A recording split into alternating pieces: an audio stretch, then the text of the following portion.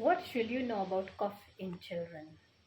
So, most of the common causes of cough in children are viral infections, which resolves by itself and does not require any use of cough syrups or antihistamines. And remember that suppressing a cough worsens the underlying infection. When should you see your pediatrician?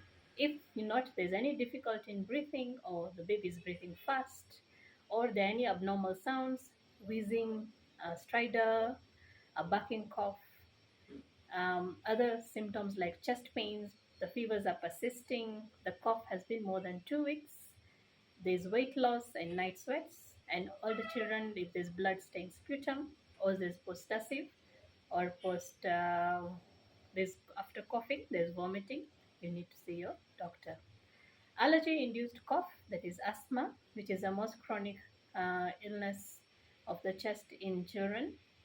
So most of the times, the triggers are viral infections or other allergens, and your inhalers may need to be adjusted during these asthma attacks.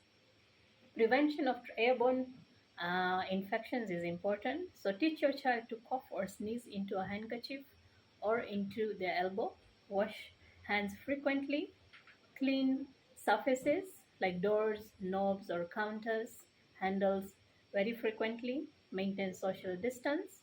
Wear a good quality fitting face mask, and allow your child to stay home when they're sick to prevent infecting their colleagues. Thank you.